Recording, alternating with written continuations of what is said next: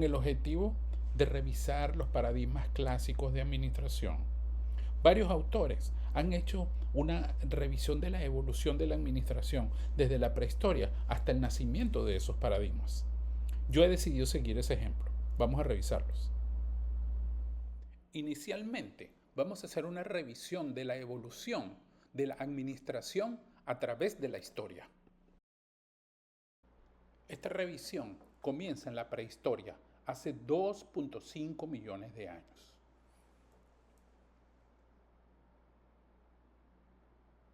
Allí existía la administración empírica, con un hombre primitivo, con la administración que surge con el hombre y en el seno de una sociedad.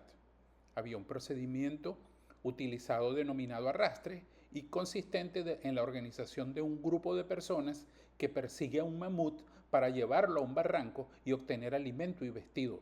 Sugiere una división clara del trabajo, un liderazgo, una planificación y un logro de un objetivo colectivo. Se continúa con la Edad Antigua, 3000 años antes de Cristo. Allí tenemos a Aristóteles como filósofo griego destacado, ¿verdad? Distinguió 3 formas de administración pública que serían posteriormente definidas en las teorías del liderazgo: la monarquía o gobierno de uno solo, la aristocracia o gobierno de una élite, y por tercero, la democracia o gobierno del pueblo. Como tercer elemento, tenemos a Egipto, 3350 años antes de Cristo. En Egipto, la escritura jeroglífica apareció casi al mismo tiempo que en Mesopotamia. Con fines administrativos, Egipto estaba dividido en provincias. Dicha división se remonta al período previo dinástico. Como aportaciones posteriores a la teoría de administración, se considera a los egipcios como los primeros en dar reconocimiento a la necesidad de planear, organizar y controlar los esfuerzos de un grupo humano con objetivos claros, la aplicación de la descentralización en el mando, el reconocimiento de tener órdenes por escrito y el uso del staff. Dentro de esta evolución, nos vamos a Latinoamérica para revisar un caso denominado Edad Moderna de México, cercana a 1492, también denominado la Administración en México. Por ello, tenemos que en América, antes de la llegada de Colón en 1492, se conocen 2 grandes culturas, que son la andina y la mesoamericana. Estaba dividida esta cultura en 3 grandes etapas: la preclásica, la clásica y la posclásica en cada uno de los años señalados. El capulli era la base de toda organización política, social y jurídica. Estaba gobernada por el Consejo de Ancianos y además había una organización social que descansaba sobre la base de una división entre 2 clases sociales, la dirigente y la trabajadora, con centros educativos especiales para cada clase social. Todo proceso de revisión de la evolución de la administración debe tomar en cuenta la revolución industrial, porque marcó el inicio de la teoría general de la administración como proceso formal. La revolución industrial dio inicio aproximadamente en 1776 y pasó por diversos periodos de evolución, los cuales para muchos teóricos no han terminado, porque sus expresiones siguen vigentes hoy en día.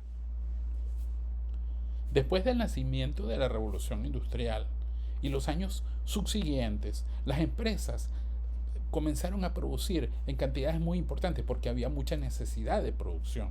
Y además las ganancias eran muy interesantes.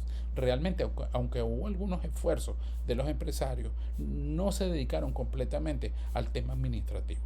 Ya para el año 1890 y aproximadamente hasta 1920, entonces 2 teóricos muy importantes, que fueron el ingeniero Henry Fayol en Francia y el ingeniero Frederick Taylor en los Estados Unidos, se dedicaron a darle mucha más formalidad al tema organizativo y al tema administrativo. Por eso ellos 2 son denominados los padres de la administración científica y digamos, tuvieron una influencia muy importante sobre los paradigmas de la administración clásica y sobre el subsecuente nacimiento de la palabra gerencia. Precisamente en los próximos partes de este video vamos a revisar un poco de sus propuestas. A fines del siglo XIX, cuando se extendió la producción en las fábricas y comenzaron a surgir organizaciones a gran escala, se generó una necesidad de desarrollar las ideas de gestión, buscando formas de motivar a los empleados y mejorar la productividad. El crecimiento desorganizado y acelerado de las organizaciones produjo una mayor complejidad en su administración, exigiendo una perspectiva científica que reemplazase el empirismo. Con las empresas de mayor tamaño, surgieron las condiciones iniciales para planear la producción a largo plazo, reduciendo así la improvisación y la inestabilidad. Nuevas teorías. Esto condujo a que pensadores como Frederick Taylor, Henry Fayol y Max Weber concibieran diferentes teorías de la administración, tales como la administración científica, la gestión administrativa y la administración burocrática, las cuales en conjunto constituyen lo que se denomina la teoría clásica de la administración. División del trabajo.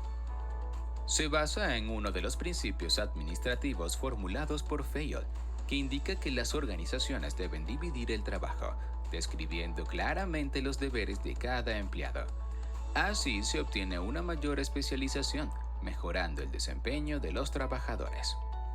Por otro lado, la organización se debe dividir en departamentos especializados, donde las actividades se agrupen. Esto permite a la organización minimizar costos y facilita el control administrativo. Cuanto más se divida el trabajo en sus componentes más simples, el trabajador podrá ser más especializado en su desempeño laboral, haciendo que la organización sea eficiente. Proceso escalar. Forma parte de la administración científica de Taylor. Es el conjunto de relaciones establecidas en la cadena de mando de una organización. Brinda una escala de deberes según el grado de responsabilidad y autoridad, generando la relación jefe-subordinado. Establece delegación de autoridad, acciones o decisiones correctivas, unidad de mando y comunicación. Rango de control.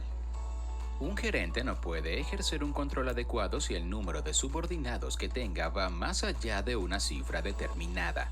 Por otro lado, si el número es bajo, entonces su capacidad y conocimiento no podrá utilizarse por completo. Tal como he dicho, hay dos autores principales en el paradigma clásico. Esos dos son Frederick Taylor en los Estados Unidos y Henry Fayol en Francia. Veamos ahora los elementos que componen cada una de sus propuestas. La propuesta de Frederick Taylor está compuesta por los siguientes elementos. Selección científica de los trabajadores. En lugar de simplemente contratar a alguien que pudiera realizar el trabajo, Taylor sugería que los empleados debían usar un enfoque más científico. El número 2 es el estudio y análisis del trabajo. Como ya mencionamos, la observación científica y las tareas de medición precisa del tiempo. El tercer elemento es la división del trabajo. Taylor creía que el trabajo debía ser dividido en tareas más pequeñas y especializadas. El cuarto elemento es la separación y planificación de la ejecución. Taylor propuso que los gerentes deben ser responsables de la planificación del trabajo, mientras que los trabajadores deben dedicarse exclusivamente a la ejecución. Por último, Taylor propone incentivos salariales, es decir, promovió el pago por pieza, un sistema de compensación en que los trabajadores eran remunerados según su productividad. Ahora, cuando vamos a la propuesta de Henry Fayol, encontramos algunas coincidencias, pero mucho más específicas, y vamos a los 14 puntos de él. El primer punto es la división del trabajo, que tiene que ver con la especialización de las tareas para aumentar la eficiencia. El segundo elemento es la autoridad y la responsabilidad. El tercer elemento es la unidad de mando, donde un empleado debe recibir órdenes de un solo superior. El quinto elemento es la subordinación de los intereses individuales a los generales, Los intereses del grupo deben prevalecer sobre los intereses individuales.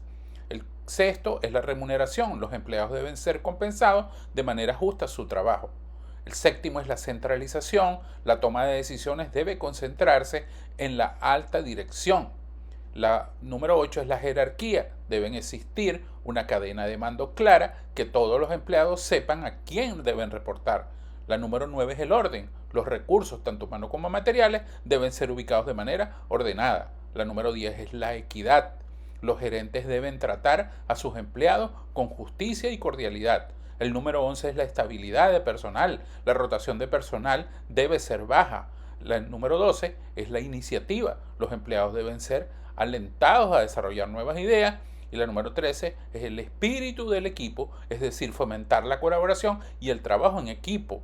El cuarto y último, ya el principio 14, es la globalización de todos estos elementos. Y como comentario final debemos decir que estos principios fueron la base de la eficiencia en los momentos en su propuesta. Como elemento final de este video, quiero resaltar que aunque existen maneras distintas de expresar cada una de las ideas de estos dos autores, existen coincidencias muy importantes, las cuales siguen afectando los elementos para la toma de decisiones en la gerencia hoy en día. Muchas gracias.